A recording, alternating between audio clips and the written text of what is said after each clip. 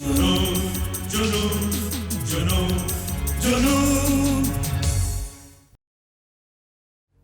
Here Mrs Dhanraj, आप एक औरत हैं इसलिए इतनी देर से मैं आपका लिहाज कर रहा हूं, वरना अगर आपकी जगह कोई और होता तो मैं उसे अपनी बुज़दिली का सबूत जरूर देता। और यह गलत फहमी आप अपने दिमाग से निकाल दीजिए कि मैं आपके हस्बैंड का कुछ बिगाड़ नहीं सकता, क्योंकि जिस दिन वो मेरे घर आया था उस दिन भी मैं उसका किस्सा खत्म कर सकता था, मगर मैं चाहता हूं कि वो जिंदा रहे ताकि मैं उससे अपनी बहन की घुटन और अपने बाबा की बेबसी का हिसाब वसूल कर सकूं। ठीक है, मैं ये सोचकर यहाँ आई थी कि एक बार खुलकर आपसे बात हो जाए तो खामखा का ये झगड़ा हमेशा के लिए खत्म हो जाए, लेकिन आप जैसा जिद्दी आदमी मैंने जिंदगी में नहीं देखा। अगर गैरतमंद होना आपकी नजर में जिद है तो मुझे अपने जिद्दी होने पर फख्र है, मगर जिद और गैरत के बीच का फर्क समझ पाना आपके बस की बात नहीं, क्योंकि आपका पाला तो आदित्य धनराज जैसे बेगैरत आदमी से पड़ा है जो अपने आप को बेगुनाह साबित करने के लिए अब अपनी बीवी को इस्तेमाल कर रहा है। आप जैसे बददिमाग आदमी का कोई इलाज नहीं है मिस्टर राजवंश। If that's the way you want to play it, so be it. Get out. नहीं नहीं, आप कोई बहाना नहीं चलेगा। तुमने वादा किया था कि तुम दोनों होटल की नई विंग की इनॉग्रेशन पर आओगे, लेकिन नहीं आए। तब तो वैशाली बहुत छोटी थी, मैं कैसे आती तुम ही बताओ। ठीक है, उसके लिए माफ किया, लेकिन अब वैशाली बड़ी हो गई है इसलिए कोई बहाना नहीं चलेगा। क्यों, औरों की पार्टीज में नहीं जाती? बहुत कम, और वो भी तब जब बहुत मजबूरी होती है। बड़ी पार्टी से मैं डरती हूँ। तुम्हारा नया बार खुल रहा है, मैं वहां फिट नहीं होंगी। ठीक है, पार्टी में नहीं आना, लेकिन शाम को खाने पर जरूर आना। नहीं, वहां और कोई नहीं होगा। तुम आदित्य से बात कर लो, यही है। हाय मिनी, हाउ आर यू? हाय भाई, ये क्या हो रहा है? अपनी मेम साहब को क्यों नहीं समझाते कि जिंदा रहने के लिए लोगों से मिलना जुलना बहुत जरूरी होता है? अरे भाई, ये इन पर ही लागू नहीं है। दरअसल मैं भी बड़ी पार्टियों से घबराता हूँ। पार्टी तो 8 बजे खत्म हो जाएगी, तुम लोग उसके बाद आ जाना। बहुत दिल करता है तुम लोगों से बातें करने का। नहीं, कोई डिनर विनर नहीं, बस हम ही हम होंगे। तुम आओ तो सही, एक बहुत ही काम के आदमी से मिलवाऊंगी। अच्छा ठीक है, हम पहुंच जाएंगे। बाय। ओके ठीक है। मान गए ना? मर्दों को तुम यूं अवॉइड कर लेते हो और औरतों के सामने एकदम पसीज जाते हो। अरे तो अच्छी बात है ना, नहीं तो जनाब को हम पर हुकूमत करने में मुश्किल होती। क्यों, गलत कह रहा हूँ? बिल्कुल गलत। तो आपने उसे अपने ही साये के घटने बढ़ने से परेशान कर दिया। और क्या करते हुजूर, क्या है कि वहां से निकलने का रास्ता में और कोई मिल नहीं रहा था, और वो बेचारा इतना परेशान था कि उसके दिमाग में इतनी सी भी बात नहीं आ रही थी कि हम उस लाइट को कभी आगे खिसका रहे थे तो कभी पीछे, जिससे उसका साया कभी बढ़ रहा था तो कभी घट रहा था। आपने कभी अपने साये को घटते बढ़ते देखा है? मैडम, हम दूसरों के सायों को नापते रहते हैं, अपनी फिक्र कहाँ। मिस्टर धनराज, आप इतने खामोश क्यों हो गए? नहीं नहीं, कुछ नहीं, बस यूं ही। आप ये सोच रहे होंगे कि इस केशव कलसी से पहले आपकी मुलाकात क्यों नहीं हुई, क्योंकि अगर होती तो वो जमीन का टुकड़ा आपके हाथों से नहीं जाता जिस पर उस राजवंश ने इतनी बड़ी कॉलोनी बनाई। आपको किसने कहा कि वो जमीन हमारे हाथ से निकल गई? अगर हम चाहते तो उसे हासिल कर सकते थे। खैर, इस बात पर अब क्या बहस करनी, जो बीत गई सो बात गई। बेशक इंसान को कई बातों से सबक हासिल करके आगे के बारे में सोचना चाहिए। अब हम है ना, आइंदा कोई इस तरह की समस्या आन पड़े तो हमें जरूर बता दीजिएगा। जी जरूर बताएंगे, शुक्रिया। आपकी दुआओं से सभी अपने खादिम हैं। वैसे हमें चलना चाहिए, वैशाली घर पर अकेली है। अकेली क्यों होगी? इतने सारे नौकर चाकर हैं, उसकी आया है, वो देख लेगी।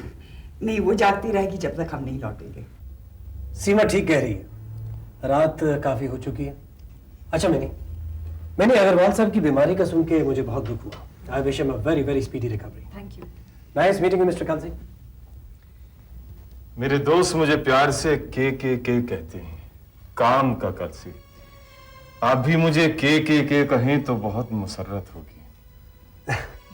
इतना करीब आने के लिए कुछ वक्त लगेगा। जरूर। Mini, thank you. अरे भाई, मुझे शुक्रिया करना चाहिए। बाय। एक्सक्यूज मी, मैं अभी आई।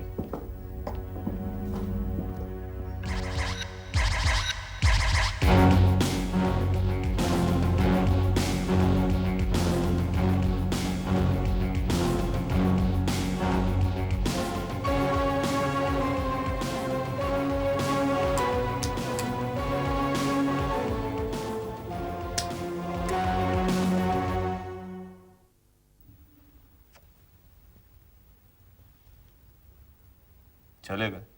हाँ। आपके ये आदित्य धनराज बहुत लिजली जैसे आदमी है, आसानी से हमारे शीशे में उतरने वाले नहीं। वो मेरा दोस्त है, कोई हेरा फेरी मत कीजिए। वो तो ठीक है, लेकिन मुझे पूरा यकीन है कि वो सुमेर राजवंश से मुकाबला नहीं कर पाएंगे। वो आदमी तो लोहे का बना हुआ है, और केके को इस तरह के आदमी बहुत अच्छे लगते हैं। गेट अप, मैंने कहा उठो और जाकर उसी बटलर के तलवे चाटो। यहाँ क्यों आते हो मेरे पास? गेट आउट आई सेड, जाओ।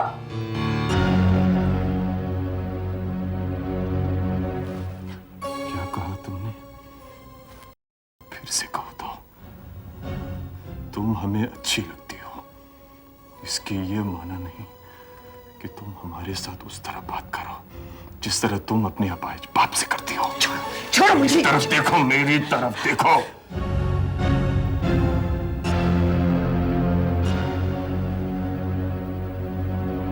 तुम्हारी इस सहमी सिमटी खूबसूरती के आगे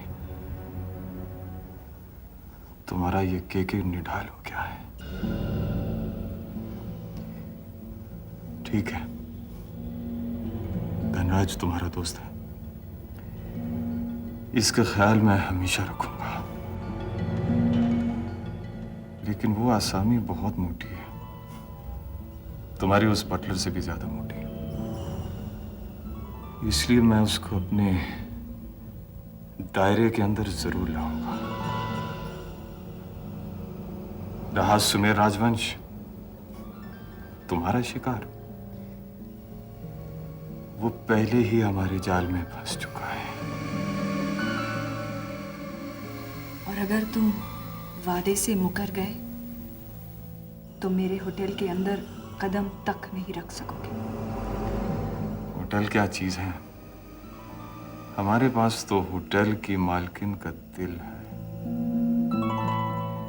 किसकी हिम्मत है कि वो हमें रोके? बहुत गलतफहमी है जनाब को। सच?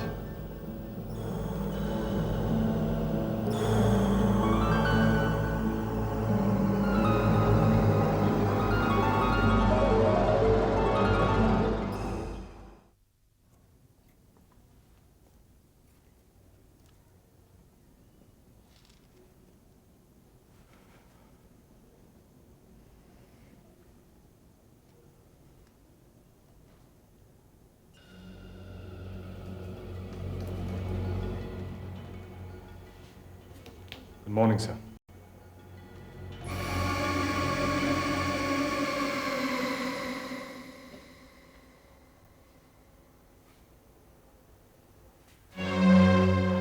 रुको मिनी,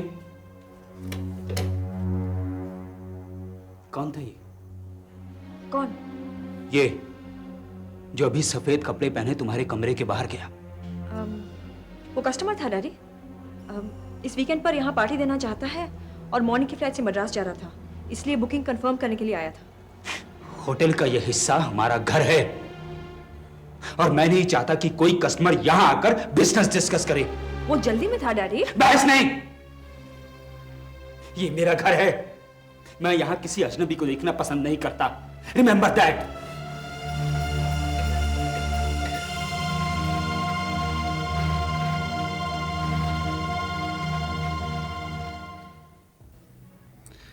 आजकल ये विशाल और माँ दोनों दादी पोता आपस में क्या खिचड़ी पकाते रहते हैं? पता नहीं, समझ में नहीं आता। विशाल से पूछो तो कहता है खुद पता चल जाएगा। माँ से पूछो तो होठों पे उंगली रख देती है, कहती है टॉप सीक्रेट। हाँ, कुछ दिन पहले कह रहा था कि स्कूल में कोई एग्जीबिशन है, शायद उसके लिए कुछ बना रहा हो। देख लो, मैं तुमसे कितनी बार कह चुका हूं, ये लड़का तुम्हारे हाथ से निकल जाएगा। हर वक्त अपनी दादी से चिपटा रहता है। ऐसी बात नहीं है, मेरे साथ भी तो वक्त गुजारता है वो। अच्छा, लेकिन भाई मेरे साथ तो कुछ खिंचा खिंचा सा रहता है आजकल। तुम्हें अपने कामों से ही फुर्सत नहीं है, ऑफिस का काम भी घर पे ले आते हो। अगर ऐसा ही रहा ना तो देख लेना, एक दिन विशाल तुम्हारे लिए अजनबी हो जाएगा। ठीक है ठीक है, कल से मैं दफ्तर का काम घर पे नहीं लाऊंगा। ओके? नाराज हो गए? नहीं, तुम ठीक कह रही हो। पिछले कितने ही सालों में मैंने तुम्हारे साथ, विशाल के साथ और यहां तक कि मां के साथ भी बहुत ज्यादती की है। लेकिन अगर मैं इस तरह से दिन रात मेहनत ना करता तो हम लोग नए सिरे से जिंदगी कैसे शुरू करते। अब मैं ध्यान रखूंगा, आइंदा ऐसा नहीं होगा।